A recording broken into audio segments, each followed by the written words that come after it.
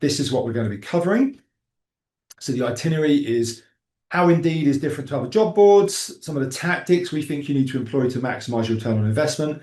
We'll talk about sponsoring your adverts. I'm not here to be an Indeed salesperson. I'm not on any commission from Indeed, obviously, and how to quickly engage with applicants from Indeed. So I think that last piece gets into the AI world and how that's changing. And there's lots to show you there. And I'll show you this because I was just putting this together. I use Google Gemini for my images. I didn't have time to put this in. I only thought of this while I was just here today, but I've been asking it for a few things. But basically, oops, let's just scroll through all these ones. Hopefully give me a nice image at the end. There we go. Let me just click into this image.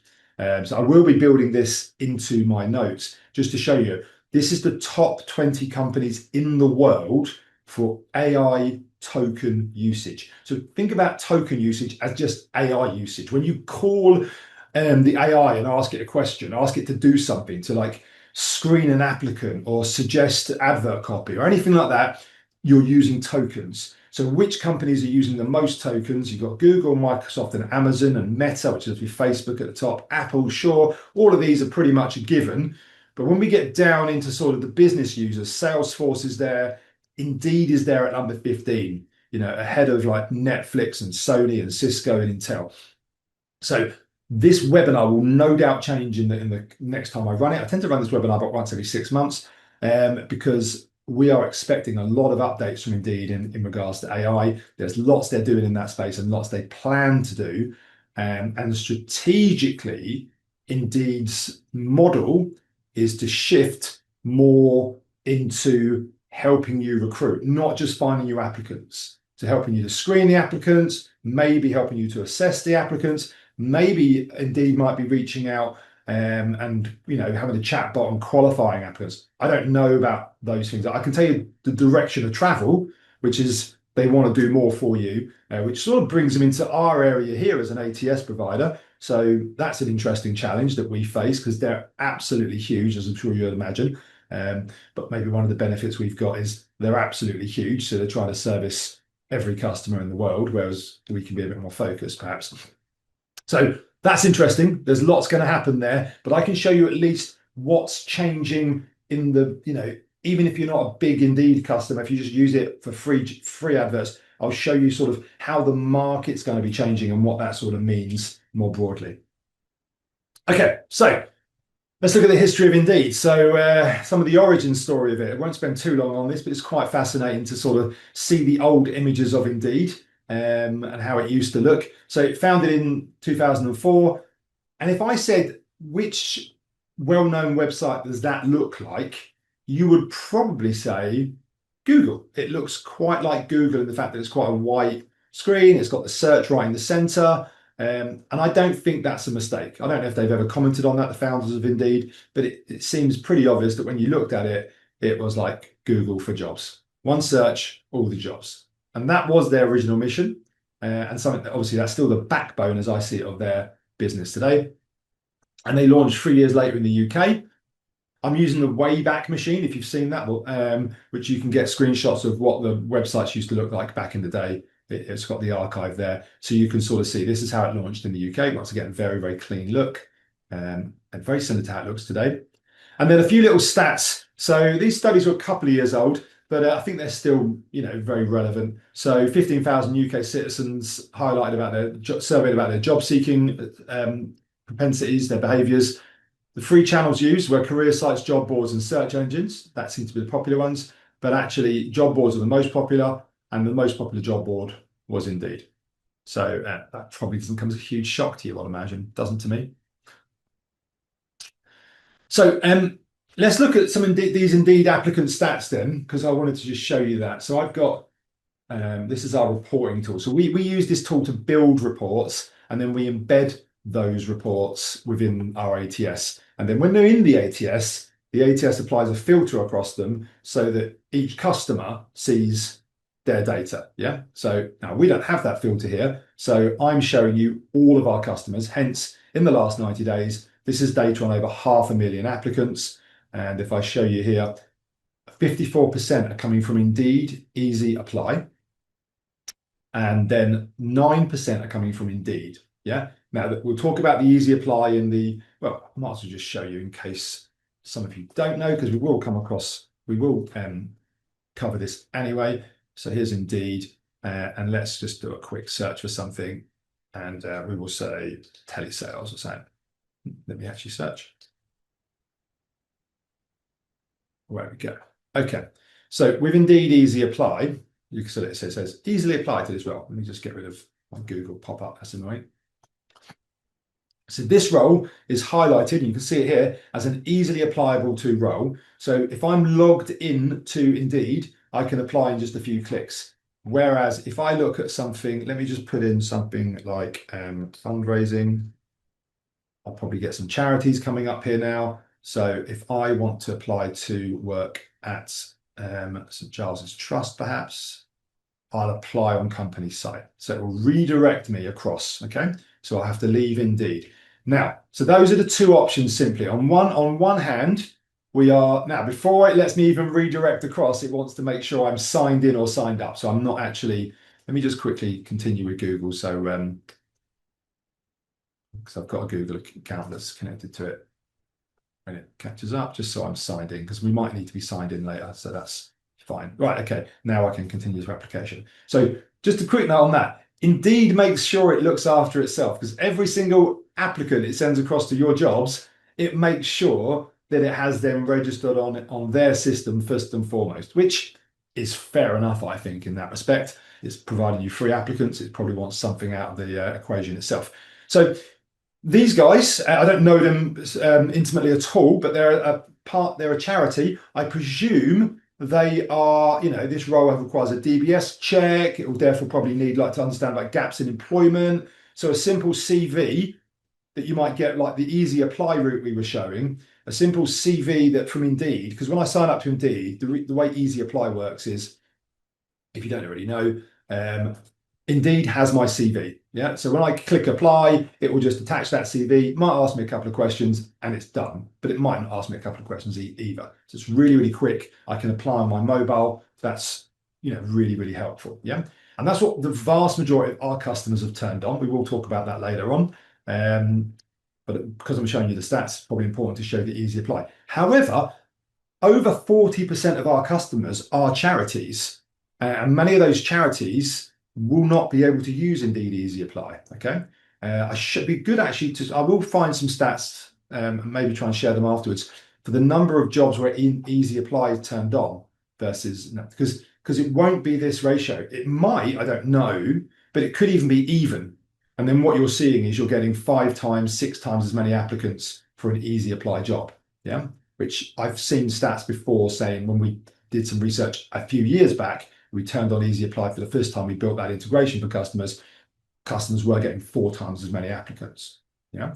Now, there's a challenge with that because they've only clicked a couple of buttons and barely seen your advert. Now, maybe in other cases, they've done the research, looked at your website and then clicked a couple of buttons, but they certainly don't have to. Whereas obviously over here, I have to and put probably 20 minutes effort in so you can be a bit more convinced that I'm genuinely interested and maybe done the research and made sure I'm a good fit for this role, because it's going to take a lot more of my time to apply. Okay, hopefully that covers off some of the basics on applicant stats and how that works. How Indeed is different to other job boards. Well, the adverts are free, sort of. The commercial strategy is aligned to its overall goal to have all the jobs. Yeah.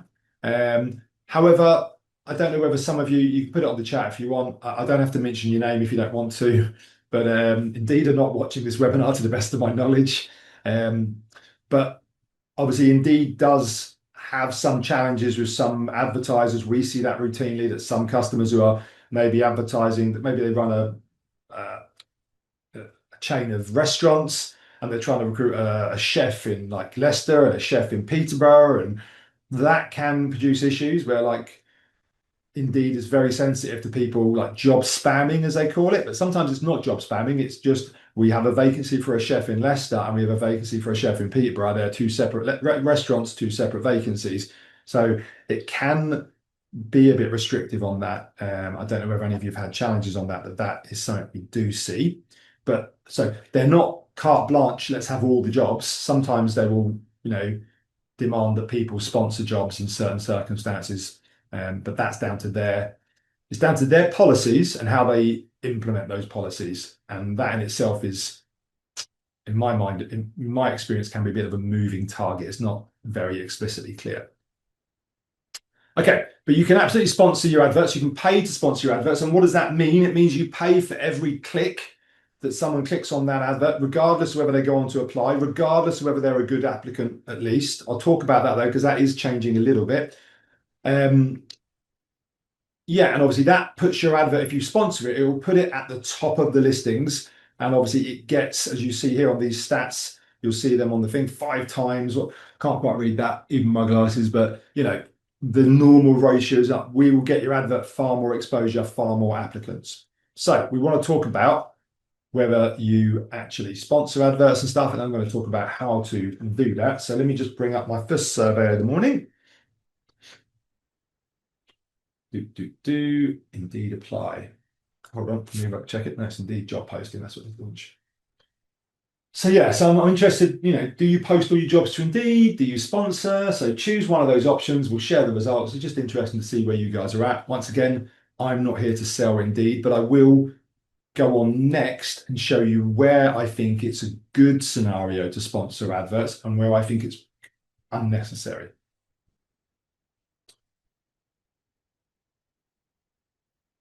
Okay, so I can see lots of you voting, which is great.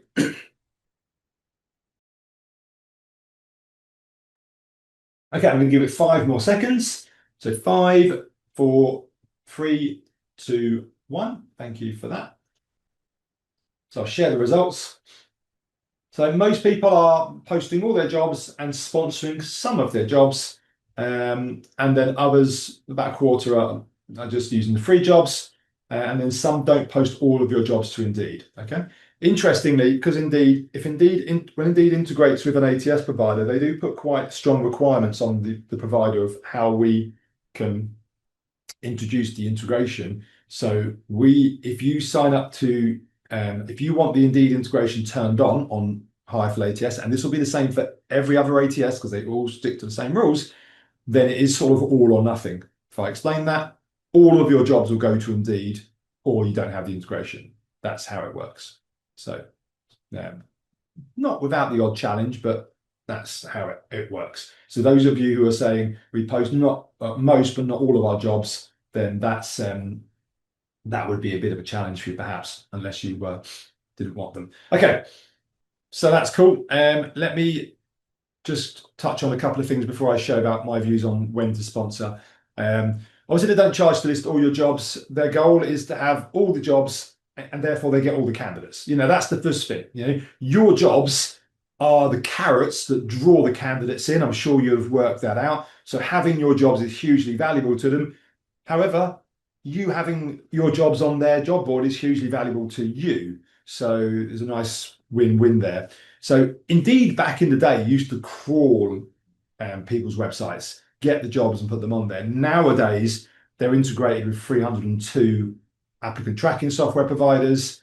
So all of those providers will have options to turn on Indeed, and the vast majority of customers will choose that option. And then also people independently, like some of the people who said we post all but not, or some but not all of our jobs to Indeed. I presume you guys are manually posting to Indeed, which you can do. You can go out there, fill out the form, post your job. Okay, but Indeed is basically a Hoover for all the jobs on the internet. Don't know whether I like that analogy, but I thought it was quite good. Yeah, and then as I said, they've got over 300 integration providers. hireful is in there. So I don't feel like it's this is the strongest part of hireful. It's like we have got good integrations for Indeed. But there's lots of other people who do have that. That's a global list, by the way. You'll see lots of ATS providers specific to different countries, obviously a lot from the US. What I would say is there are different levels of integration. So it's always worth understanding, you know, what level, each provider can actually do if you're choosing an ATS provider, what they can actually do with Indeed, and hopefully justify it by stats. So obviously the critical one is Indeed Easy Apply, if that's how you want to gather applications in. So our customers can choose to post to Indeed Easy Apply or not. So they might go, well, look, we've got a graduate vacancy here. We want them to come via the application form, complete the whole thing. We've got big competency-based questions there. They need to go through an answer. So that role is not going. That's a redirect to website approach, like we saw with St. Giles Trust example. And then, but also these other roles, oh, they're really tough to recruit really good salesperson people. We won't get many applicants, maybe a dozen or a couple of dozen, even at the best of times. Let's make that easy apply. Yeah. So that's one of the things that we've built is like you can choose on a job by job basis, for example. So you need to just make sure how you use Indeed is going to be supported by any new ATS provider. Because I do feel like certainly at the moment, and I've got some visions of how this might go in the future, and Indeed might not be as big a player, which I'll talk about at the end. But certainly at the moment, it's a huge part of many organizations' direct zero cost attraction strategy. So if you're moving to an ATS provider or choosing an ATS provider, you need to make sure that that stream of applicants is, well accounted for. Yeah. Okay. And then Indeed also provides this. So the ATS providers, and more of the ATS providers are doing this because Indeed's asking them to, and in some cases, requiring it to hit certain levels and stuff. We're trying to get up and be like a silver partner, gold partner, and these are some of the things they ask us to do, which actually we got so much value that our customers are getting from Indeed, we're keen to do it. This part is just one of those things. It's called disposition data. So what Indeed wants us to do is when those applicants are passed into the ATS from Indeed Easy Apply, they want the ATS to pass data back to Indeed to say when the applicant gets processed. So if you reject an applicant or you interview an applicant, once they move off that apply status, Indeed wants to know. So we pass that data back. We've been upfront and told all our customers this. We're passing that data back. And then what that allows them to do, it allows Indeed to know that their service is working, because from their perspective, they pass on these applicants and a bit into the ether. They can't be sure what's happened. So if they can see that like some candidates going to interview, this is good, we're getting good applicants, or the ratios are not good, and then we think we need to improve that, make our system better to send better applicants through, they can work all that out. So they're getting good data, which helps them to improve their service. But one of the things they can do, which will help, it's a win-win, is they can actually show the employers who are responding fast. Yeah. They can put these tags you sort of see on the screenshot there, which will say, this employer is responding fast to applicants because they're getting the data that proves it. And we see that therefore as a win for our customers, because why would they not want to? Let me just go back to our friend here. If we scroll through, you will see those tags. Let's see. Often responsive in 4 days. So if you're looking at, these two roles, set the same sort of thing, receptionist, telesales, bit of a strange combination of skills, okay? But if these two roles are the same, your eyes are going to be drawn to this one to say these people respond fast. And we're going to talk about the need to respond fast really soon, yeah? Responsive in 1 day, yeah? So you can imagine how that changes the mindset of someone applying, because plenty of times you're applying and stuff goes into the ether from a candidate's perspective. Okay. So that's the disposition data. We've built the sync. So that's how that works. So let's look at some of the tactics you can use to maximize your return on investment. First up, seems pretty obvious, but I would also suggest it's an area that is a little bit disregarded, but it's to have a good rating. So, we know that all the data suggests, and I'm going to show you another AI factor that's coming into this. It's small now, but it'll be getting big next year, I think, on having a good rating. So let me just go back to our little listing here of jobs. You can see certain employers. Let me just see, can we see the ratings on these? Oh, we're not seeing ratings. Maybe they haven't got ratings. Let me just try something else. Let me just try store manager or something. Store manager. Okay, so here's Boots. And look, you can see Boots, well, they're not showing the ratings. They used to show the ratings here on the adverts. They've made a subtle change now. So that change will be quite interesting because that will reduce the potential. You only see the rating now when you click into the job. I thought I just clicked into that job, but it's not popping out. Here we go. Now we can see the rating, 3.1, 3.4. In fact, retail is quite hard to get a high rating in some cases, 3.2. But that rating will be a factor, yeah? It used to be, as it probably showed in my screenshot, on these adverts. Now you see it only when you click in. They might change it back. I'm sure they have their reasons to do it. So it's a factor, clearly. How much of a factor in real terms, I don't know, because it's hard to, there's a lot of factors that go into choosing whether a candidate goes on to apply. But certainly having a low rating is a concern. And why would you not try and fix it? Obviously, the surveys say that job seekers think it's really important, which I think is pretty much a given it is. I have a whole webinar on this. If you want the webinar recording, just reach out to me. I will send it to you in the notes. And it focuses on Indeed and Glassdoor. Indeed will drive you more applicants than Glassdoor typically. But Glassdoor's maybe the place that people go to when they want to research your company, if that makes sense. Okay.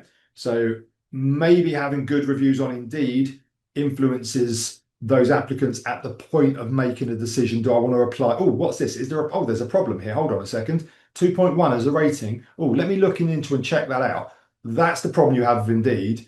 If you have a low rating on Glassdoor, it's more a case of those career-minded professionals that want to check you out either before they apply, or maybe they just go ahead and apply, and then you come back and they've got 4 interviews already. You're the 5th interview for them potentially. They're going, do I need a 5th interview? Who are these guys? Let me research them, see if they're worth putting this extra effort in, because I really don't want to go to 5 interviews, but I don't want to miss out on a great opportunity either. So let me see what the score is with them, literally.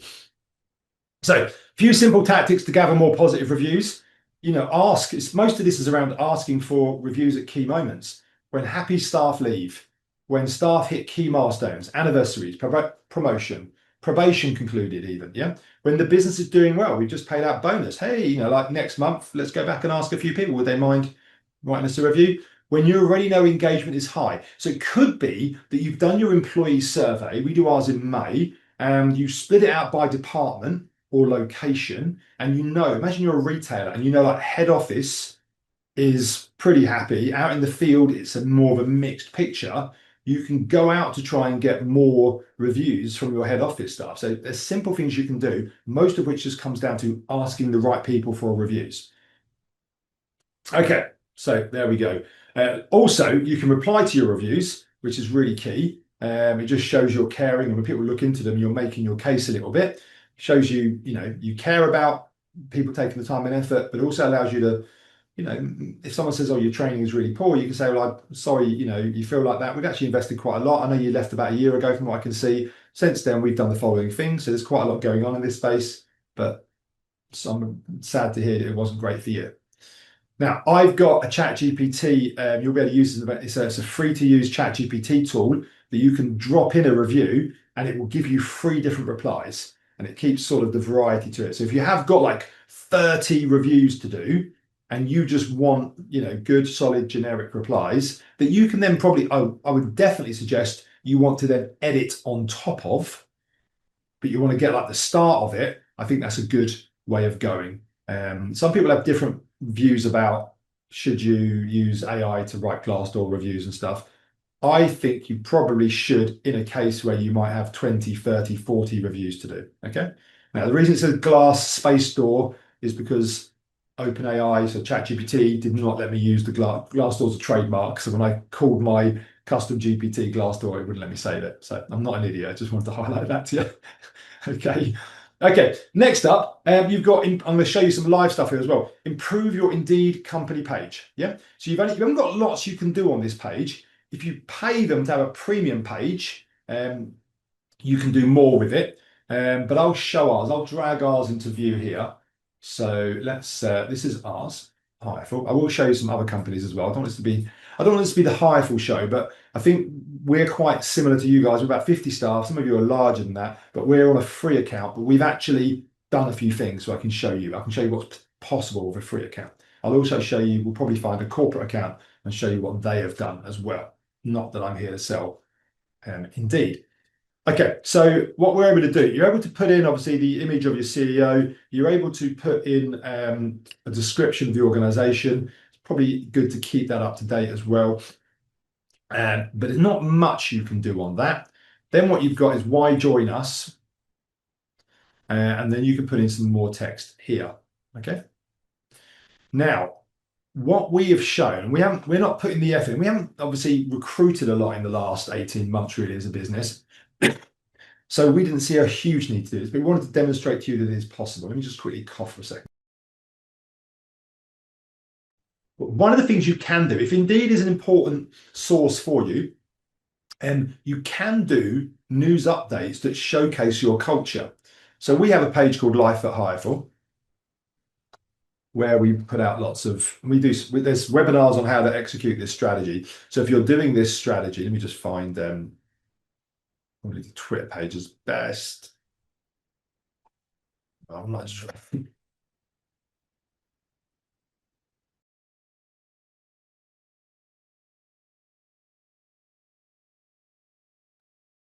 Right, I might be about to have a coughing fit. I think I'm going to just about survive. So we've got this strategy where we've built out, and we're not as good as we used to do on it, but normally in normal times we're telling our story of what goes on at Hireful with little posts just sharing what happens. So that's one example. I need to actually show you the page. Okay, so you can sort of see we put out various posts showcasing what happens and the successes and the positive stories of our business. We haven't done it. We've been a little bit slack on it recently. So yeah, you can put out that same content even on a free account. And it's the only way we've been able, I think it's a very powerful way as well, that you can get images and content onto this page. When I show you like the premium pages, let's find them. Should have brought a glass of water up for me. So let's see. I don't know who's going to be premium. I doubt Greg's would be, but let's see. I don't know. Might be because I've just done a retail search. Let me just put in like, I don't know, software or so. Let's see if any of these are premium. Yeah, no, I don't think they are. They would have much more glossier. Ah, here we go. Audi is. So you can see they've got some branding on here. And when we go, why join us? They'll be able to build more onto this page. Yeah. Now all they've done is put images on here necessarily, which is okay, and the video, and then they've embedded some social media onto here as well. But I think we can go a long way ourselves with, just what we've done at Hireful by executing this strategy and just telling your story. So if you're doing that strategy or you're interested in doing that strategy, I have a webinar that breaks it all down. It's actually 2 webinars. So feel free to reach out to me. I'll give you my contact details on the last slide. But if you were doing that strategy, I would, and Indeed is important, a channel for you, I would also recommend doing it on Indeed, sharing that same story on Indeed. It just takes a little bit extra time to post the content back out to Indeed as well. Okay, so your company page is quite key, particularly if you're after more career-minded professionals. I think that's going to be a key factor. And we spoke about the apply process, so we've covered off. You've got the redirect. Yeah, we showed that with St. Giles. I'm going to breeze through this part as well. And then on the other side of it, that's how sort of it works on that case. And then on the other side, oh, hold on a second. Yeah, the problem with that is, when you go through, this is HSBC, it'll be like sign up, create an account, do a password, and they will see a lot of dropout. Yeah. Our application process is much easier than this, no username, no password. We will still see a decent amount of dropout for customers when it's a redirect. Yeah, because they might be on their mobile, they might be just time poor. They're on Indeed. There's lots of other jobs they could be applying to, so they might be questioning, why am I going through? Oh, long process. No, I'm just going to go back. So that's part of the challenge. And obviously you've got Indeed Easy Apply, which we've shown, which is, I think Indeed Easy Apply becomes check out your competition for your key roles, put it into Indeed, and then really think about it. Because if your competition, like this is a sales executive search, if your competition is like most of it is Easy Apply, then you're going to have to work very hard with your title, with the copy of your advert. We did a webinar on that yesterday. Reach out if you fancy how to improve your advert webinar. And you're going to have to work very hard to do that in order to be able to convince someone to go through a much longer process with you rather than just hit Easy Apply. I think at that stage it's quite difficult. Okay, right. So next up, we're going to do another survey. I want to find out how you guys do apply. So the people who are posting to Indeed, how do you apply? Do you typically use Easy Apply? Do you redirect to an application form? And if you use Easy Apply, do you also add job-specific questions in there? Which I know we've built into our integration with Indeed Easy Apply as well. So customers who put a job, if you're recruiting for a forklift truck driver, you want to make sure that they've got a forklift truck driving license, perhaps. So if that's the question you ask them at the first point as they're applying on your career site, and it can auto reject them, you probably want to have that same sort of process over on Indeed to reduce the amount of irrelevant applicants coming through. So yeah, let me just, I'm going to count down from 5, 4, 3, 2, 1. Thank you for that, guys. So it looks like most of you are redirecting to application form. Let me know on the chat if you're, I'm inferring that's because you have you have maybe DBS checks, you have an application form process rather than a CV-based process. So that's what you need to do. But if I've got that wrong, let me know. If there's another reason why you redirect, could just be because that's how you've always done it, then let me know. Okay, cool. Thank you for giving us that insight. Next up, when to sponsor your adverts. I did mention I was going to cover this off. I didn't realize there's so many more slides ahead from getting here. So let me just touch on that. So let's bring back our search we had here. So okay, this wasn't the search I wanted. Let me just bring back the other one. I'm getting too many Google Chromes that are up now. Right.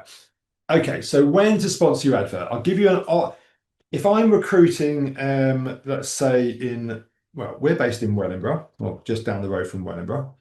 And if we're looking for a customer success person to join our team, I'll just put customer success. And they might live within 25 miles, that's reasonable. It says there's 200 jobs. I'm not sure. I mean, in my mind, because it's now bringing through. Now, these top adverts are sponsored, so they may not be, and we've got customer fulfillment, which is totally different. Let me just put this in speech marks. It's not a very good candidate experience, really, for me if I can't search very well. Now we got something better. Okay. And I think most candidates maybe they don't know about the speech marks, so they might have to leaf through loads and loads of jobs, but certainly, hopefully, they'll work that through. So I think my competition's like 25 plus jobs. Okay. And even some of these, when I look at business development, customer experience, so even these are not all customer success. In an ideal world, I do it on other job boards, if you know what you're doing as a candidate, you would set it up and say, must have customer success in the title, because customer success is customer success. It isn't really called anything else. It's real mainstream. All the jobs are called that. I'm getting some really irrelevant jobs coming through here. However, think about it like this. If you sign up for job alerts, which most people do, that's where most people discover jobs. If there's 25 plus jobs and there is actually that many jobs that are going to come back, but the vast majority are not customer success, then even then, think about most of these jobs are posted for a month. I'm getting one job a day come through on average, approximately. So it's not, I don't have to work, there's not competition in that scenario. I don't have to work hard to promote my job to make sure I get good attention. Hannah, I'll answer your question in a second. Thank you for asking a question though. So that's the first part, okay? So in that scenario, I've got a little bit of a niche job. We're not in a massive city like London. If I change that to London, we would see a lot more jobs perhaps. Maybe then in London, 1,000 plus jobs, because it's probably still got the same, rubbish jobs filtering in that it's not properly sorting through, which is rather annoying. Anyway, so with that, maybe in London, I would want to sponsor.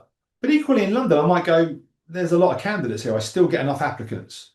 So the only way I might want to sponsor that in London, in my view, is if I have a big need. I'm looking to recruit a lot. I'm looking to recruit 10 of them in the next 6 weeks or something. Then I might sponsor because I want to make sure I'm seeing as much of the market as possible. That's one of the scenarios when you might want to sponsor, when you've got potentially a very big and ongoing need as well. That would be a factor. The other one is when obviously competition is higher. So I'm going to, so if I'm care worker, I'll put that in speech marks again. Let's just make sure. And if I go like Surrey, which is obviously very well-to-do part of the country, I'm sure you guys will probably know. So it's incredibly difficult to recruit care workers in Surrey. Okay. So you'll find lots of people will sponsor. Now, it's not really obvious who is actually sponsoring. Yeah. But I'm pretty confident that that advert is sponsored. It used to say like when it was sponsored, but it doesn't now anymore. Normally the top few adverts would be sponsored. Quite often as well, the bottom adverts as well would be sponsored sometimes. But like I said, it's very hard to tell explicitly, so I can't say that. But that would be an example of where you need. So there's two reasons you would sponsor in my mind. One is you're really up against it, and therefore these candidates are hugely viable, important to you. Maybe your charity or your business is going to really struggle unless you can get good qualified people in through the door. So spending hundreds of pounds per month or whatever it is viable. Okay, fine. Quite often as well, that's because you put the effort into sponsorship because it's an ongoing need. So it's worth checking it out, finding it works, tweaking it, working out how much to spend, that sort of stuff, and getting it to really work for you. And then the other option I covered off was, well, I said if there's a real desperation, lots of competition, and the other option is when you need to recruit lots of people. So yeah, you might be able to find you get lots of applicants in for your role, but actually, you're not trying to hire one person, you're trying to hire 10. So you might as well just go ahead and sponsor and get even more applicants in. So hopefully that covers that off. Hannah asked, how do you know if you use quick apply versus ATS? It'll be quick apply versus because quick apply is via the ATS. If I show you, so this role here, you'll see it says easily apply, okay? That means if it's not labeled, which they normally are labeled, it will be shown via when you hit apply now. And even apply now would be labeled because this role, if I go back and show you, I can get back through. No, it's not going to. Anyway, I'll just go back to Indeed. This role on Indeed, which is St. Giles. Let me just quickly throw in St. Giles. Partnership. Can't. Oh.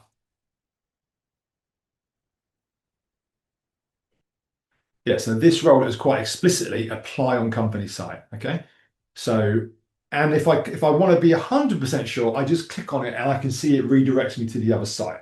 Yeah, normally that's redirecting you, not always, but normally into an applicant tracking system. Yeah. Now, the point I didn't make fully, Hannah, and I should thank you for phrasing it like that, quick apply versus ATS. This role here, Elms Home Care, could very possibly, even though it's easy apply, the content, the person's CV that Indeed has, so if I hit apply, I'm registered now because you all saw me sign in. They might ask me another couple of questions. I think it probably is. Let's see. Okay, wants to know my postcode and stuff because I haven't filled that in before. So I'm 38% done already when I get through this page. I'm not going to fill all this in for you. But once I get through that, then, which is not a long process, and importantly, I'll be able to do that on a mobile device. Once I get through that, then that data is either two things happen. It either emails you that data, saying, hey, you've had a new applicant, if you don't have an ATS integrated. But if you've got an ATS integrated, the ATS has sent the job onto the system with all the details, and the data will be sent back from Indeed into the ATS. Okay, so the application method, so we could have, this is Elms Home Care, they could be an ATS customer of hireful or someone else, and St. Giles Partnership could also be using the exact same ATS vendor, but one of them is choosing to redirect St. Giles because they need extra information, and the other one wants easy apply. Why? Because they want to get a lot more applicants, and they're sort of accepting Elms Healthcare. They're accepting that they'll have to phone up those applicants, chase them down a little bit. They may not fully remember applying and having all those problems that I'm sure some of you guys have as well. Hopefully that answers your question. So yeah, I've covered that off. I'm not going to go through the summary. Yeah, the last bit on that though, when you get sponsored is important. When you have recruiters ready to act on these leads, okay? So I think that's important around easy apply as well. They're not as qualified, the candidates have not qualified themselves in quite as much. So you might need to jump on them quicker and go clarify and speak to them. Okay, but talking about engaging applicants, this is the last section we cover. I'm going to talk about AI a decent bit here as well. So more applicants, as we discussed, equals more competition. Yeah. So more jobs, more applicants, more competition. We covered off in yesterday's session that it's very easy for applicants to find a job these days, to stay abreast of all the jobs, which means sort of, I don't know, if there was 100 possible applicants for a given role, out there that are like active or semi-active as job seekers, then maybe 95% of them see your given vacancy. And what we were talking about yesterday in the advert copy session was it comes down to the advert copy, maybe the employer brand that sits behind it, as to whether they, and possibly now today as well, what the application method is that you demand of them. If it's 20, 30 minutes, maybe a lot of them will say, I don't have the time to that. I'm not willing to put that in. Who knows? But those are the sort of things that factor in. But it does overall suggest more jobs, more applicants, more competition. So Indeed is also showing the quick responders that we spoke about. So Indeed is directly showing to the job seekers on Indeed, these people get back to you. The reason for that is quite key. Now, this stat, 42% of UK tech companies are using AI to shortlist applicants. The recent data, so I didn't see that stat when I looked through. So the recent data is showing that number going down, broadly speaking. A lot of people have tried AI shortlisting and have, stepped back away from it. Yeah, and I think it's probably because the ATS vendor didn't do it correctly. I'm going to show you how we do ours because I think it's a key thing. But firstly, in regards to getting engaged with applicants quicker, you need to get organized. That means having a good system, which quite often means having an ATS. If you're getting lots of applicants coming into your inbox, and quite difficult to manage that. You probably want to set SLAs with recruiters and hiring managers. So if recruiters are processing candidates quickly and hiring managers, if you're shortlisting and passing them on, there's an expectation that they'll process them within a certain period of time. And you want that first engagement to happen as soon as possible. Yeah. Because what happens is, soon as you get that candidate booked in for interview, as I said at the start, if you're the first person to do it, much easier to convince someone to come to interview for their first interview. But if they've got 5 interviews lined up in the next 2 weeks and you're phoning them up, you've got a much harder task on your hands. Yeah. Or if you're emailing them, much greater chance that they just, I didn't get back to that. I think I'm covered now. Thanks anyway. Yeah. And AI shortlisting, we think massively helps with this. Yeah. We think easy apply. We're building now and we're deploying it before Christmas, AI assisted advert copy and AI inclusive advert reporting. So audit your advert, also some very cool stuff. That's where most ATS vendors started their AI journey. We didn't start there. We actually went, where's the biggest challenge that we see? I showed you all of our customers that are using that 54% of applicants coming in via Indeed Easy Apply. We know that our customers are getting more and more applicants. So we wanted to start with AI shortlisting, which I'm going to go show you very, very quickly here. This is our AI shortlisting. Let me just remove that. So this is our ATS. It's a dummy ATS, obviously. And we've got a HR manager vacancy here. And you can see there's an AI score. I can sort by the AI score. We also have now AI commutable distance, but that's come in since these ones. This is a bit old. So you can see the commutable distance as well. So you'd work out whether they live in the area. And if I go through like this, it's scored out of 100. So the person who's like 73 out of 100, this will explain how the AI works. The recruiter sets the questions and the AI will then score against those questions and it provides a little summary. So the first thing the recruiter asked was, the applicant should have experience working in a senior HR leadership role within a software company. Because the recruiter is getting the AI to do the work, the exact task that the recruiter would do.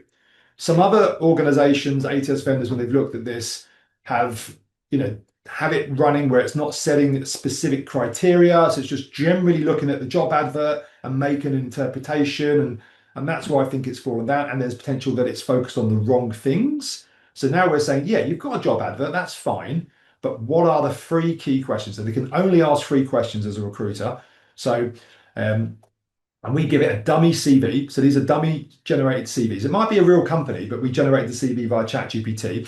So it says, look, the person has experience working for Intelliform Media Limited. I don't know if that's a real company, but this is not a real candidate. And it's, so it can says, yeah, they've got experience of this, and you can see how it's worked out. It's not explicitly a senior role, however, the responsibility suggests a level of seniority, making this a near miss. So they got 6 out of 10. Everything's scored out of 10, and then it's rounded up to a score out of 100. Next question, should be qualified CIP level 5. That's a bit more objective. Yes, they have that, 10 out of 10. Should have experience working in a role that included direct experience leading a HRIS implementation. Yeah, the CV mentions they've supported the selection and onboarding of a HR system. It says which one it was. Blah, blah, blah, blah. It's not quite there, making this a near miss rather than a direct match, 6 of 10. Yeah, so you can sort of see how that works. So it works all the way through. Now, it doesn't reject any applicants, but what it enables the recruiter to do is, first and foremost, they can come and go straight to the highly qualified applicants, look at that and go, yeah, this person looks really good, and they can contact them straight away. Yeah, so they focus in on the people who are the most relevant, rather than getting caught in 200 applicants are sat here. I'm just going to put them in date order and go through them one by one. Now, when they get down to the people who have clearly got 0 or 30 or 20, they can look at that and go, do I need to look at the CV? No, I'm happy that what it's saying here. So we'll go from there. And then we'll also look and go, let's look at the people who are like 33. So this person is CIP level 5, but doesn't have experience of working for a software company, has only worked with councils and housing associations, and has not led a HRIS implementation, but has admin level experience of a HR system. Fine. So you can sort of see, yeah. More and more people, once you get trusting the AI shortlisting and you've set the right questions, then I see less and less people even reviewing all the applicants. But it is down to the human to make that decision, not the AI. Okay, let me know if there's any questions on that. But what I want to talk about is more and more organizations will start using AI shortlisting. Indeed themselves are obviously building AI shortlisting into Indeed, which is good, but I think the ATS vendors have the advantage because not all the applicants are coming from Indeed, and you probably want to deploy the same process to all of your applicants. You don't want these ones screened with shortlisting and these ones are screened by a different shortlisting. So, but there's a greater expectation, I think, soon that recruiters won't, in many organizations, won't be screening applicants just fresh. They'll all be rated and summarized, so you'll know who to screen first and go from there. There's also the potential when you're doing this for improved feedback. You've just sort of seen the summary. I don't think organizations are going to do this yet, but I predict in a year or two they would, because what you're able to do is, at the moment, if you said our AI screening tool reviews your application, however, and then a human rejected you, you'd have to say that, yeah. And the likely reason for that rejection was because when we looked at your application, and we can answer it here, you did this and you did. Now, if we had that wrong for any reason, do reach out to us. Yeah. So there's a few things going on there. Do you want to announce you're using AI? I think most people probably don't. Candidates will misinterpret that or be like very, oh, I want a demand to be reviewed by a human, which, to remind you, they ultimately were. And also, I think sometimes when you explicitly say to candidates, we were looking for someone who had experience of working for a software company, some people would say, well, why, and argue that part. I'm sure you're well used to this from other candidates, unfortunately. So yes, you can absolutely achieve this. So we can build this into our ATS. Have we done it for our customers? No, because we don't foresee our customers would use this just yet. Now, what I want to talk about is a faster recruitment, a 2-speed recruitment process, okay? So what we're going to be thinking about here, you've got those that are using AI to help them to manage this burden of these initial applicants, and those that are not, okay? So let's imagine McDonald's, who interestingly in the US use a live chat bot which can walk you through the process. And you start the process talking to the chat bot, it asks you a series of questions, and it will go all the way through to book you in for an interview with the restaurant manager if you complete the process correctly, the assessment, okay? So that's from 0 to 30 minutes and you have an interview, yeah? That's really interesting, an interesting process. But even if just McDonald's were using AI shortlisting, applicant comes in, applies for a role at 10 o'clock on a Sunday night, the AI can see they're a highly rated applicant. So maybe what the AI does is reaches out to them and says, "Hi Tony, you look a great fit for this role. I can see based on your experience at Burger King as a store manager, a restaurant manager, you're a good fit. I'm the AI assistant. I just need to ask you a few questions, and I can get you in front of one of my human colleagues. Is now a good time?" This will be 5 minutes after they apply, by the way. And then it might just say, well, the role involves shift work. It will just go through those questions that you typically ask when you're on the phone to a candidate, the sort of red flag stuff. The role involves a lot of travel. The role involves like a 24-hour shift. Are you okay with that? It was in the advert, but let's make sure the person's read it and fully understood it. Yeah. So then when the recruiter comes in the morning, you have got a rated applicant who's been rated by AI. They have the commutable distances all set by AI. And this is the last piece that we're working on, and others will too. I wouldn't even be surprised if Indeed built this as well. They get qualified by, the good people get qualified by AI as well, straight away. So we know that this candidate has engaged with our chatbot, answered the questions correctly. Our chatbot was happy that the answers they gave were great, and they've been listed as a very good applicant, and then a human. And maybe they just get booked straight in. Now, the people who don't meet that criteria still need to get processed, but it just means that the people who are clearly good applicants get, fast tracked in some respect. Now, there's some issues around that, making sure it's fair and everything. I think it can absolutely be fair, and it'll almost, you could argue, be necessary with the number of applicants coming in. But the other side of that coin, imagine if more and more organizations start working like that, then you're going to be phoning up an applicant after a week and they're going to be like, "I've already had my second interview." And I just don't think the first interview, second interview process needs to happen rapidly necessarily, but that time to interview, that time to engage is going to be much faster, maybe 24 hours in many cases. Why not? So that's how I see this world changing, a faster two-speed recruitment process. In some occasions, maybe they'll do like what I said about McDonald's, just automate the whole thing the whole way through for certain roles. And other occasions, it will be just, can we set the screening and qualify the applicant and get the AI to do that piece? I'm going to tell you one other scenario where that happens. Candidate applies for the role and actually lives in Aberdeen, but the role's in Liverpool. Perfect candidate. What the most recruiters do, probably not a lot with the applicant, because maybe they want to work remotely or something. You can't do that for this job. We said hybrid working. I bet they're going to say remote. Let the AI go reach out to them, say, "Look, you look a great fit for the role, but you live miles away. We couldn't employ someone to work in Aberdeen. Are you planning to relocate?" "Oh, I might relocate." And the AI will be trained to go, "Okay, what does that mean? Are you, in a nice way? Have you got plans, specific plans to relocate? Are you specifically looking at any area, or what areas would you consider?" Then it'll work out. We go, "This person's relocation looks a bit iffy, but you can reach out to me if you want." Whereas this person actually says they're relocating and they've got a date they're moving to the Liverpool area. So yeah, you can sort of see how the chat bot would go and solve some of those problems. But our poor cafe owner here, he's working in a traditional sense. He's just going to find that recruitment gets tougher and tougher. As for when that starts to really impact and happen, I can't say. But I think, because that's a real question about how much this AI engages people so quickly, but we can see it happening more and more. We know more and more of our customers are using AI shortlisting.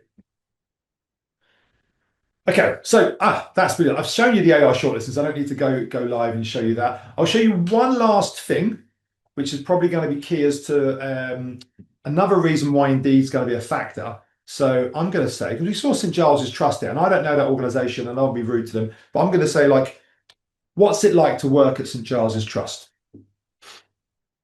Okay, and now this is a complicated question. So definitely the type of question you would want to ask ChatGPT rather than just throw into Google. I think more and more people are going to do that now. Ask ChatGPT or Google AI mode. And the point I want to make is, where does it actually find its information? Okay, it shows you the good thing about ChatGPT. Look, first up, it finds it from St. Giles's website. So your career site and your website have never been more important. They're going to be even more important moving forward. But it also, I'm yet to run one of these searches, run it for your own organization, where it doesn't reference Glassdoor. But look as well, it references Indeed. Okay. Some staff feel feeling valued and supported. Others mention weak, a sense of belonging. Yeah. So that's why you need to reply back to all of your things, because you can maybe counterbalance that as well and get more positive reviews on there, and you can influence this. So that's the final thing I wanted to cover off as well. My last point actually is at the moment, Indeed is the place where people go to find jobs. But I do wonder when people can come along to ChatGPT or Google AI mode or whatever your preference is and say, I'm looking to work as a customer success manager in the London area, but I only can work 3 days a week. So it needs to be part-time and ideally hybrid working. But also my last company didn't have a great culture. So I want to make sure I work for someone that's got a really good culture and I want to work somewhere that is inclusive and makes people feel valued regardless of what background they come from. That's in reality. If you spoke to one of your friends and said, I'm looking for a new job, and you said, oh, what are you looking for? That's the reality of what they're looking for. And if you try to put that into Indeed or any job board, it doesn't do it very well. So my point of view is if ChatGPT has the context of who's the good employers from lots of different sources, and it can answer that. And it also has the job data because us as an ATS vendor will absolutely make all of our customers' jobs available to ChatGPT and all other places we already are. Then is it a better job search? Is it a huge competitor to Indeed? Quite possibly. Now it's coming up with companies for me because I've got a very specific search.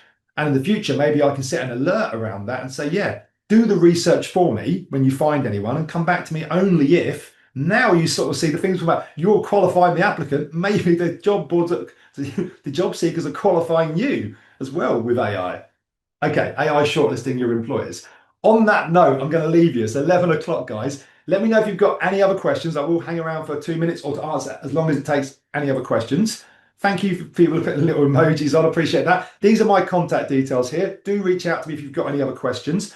I did want to cover off the webinars we've got coming up. I'll just mention this in the next couple of days. We've got tomorrow is all about building an inclusive recruitment advert. I'll post them onto the chat. These 4 webinars we've got an inclusive recruitment advert. So that's for tomorrow. Feel free to join us for that. And then next week, if you're a Copilot user or your organization uses Copilot, we're doing a beginner's guide to using that for recruitment, recruiters. And then we've also got, if you're already using it, on Thursday next week, a more advanced one. And then finishing off the year, December the 16th, I will be wearing a Christmas hat, maybe even a Christmas jumper for that. We've got managing hiring managers. So that's the session, guys. I don't see any questions coming through, which is cool because I need to get a glass of water.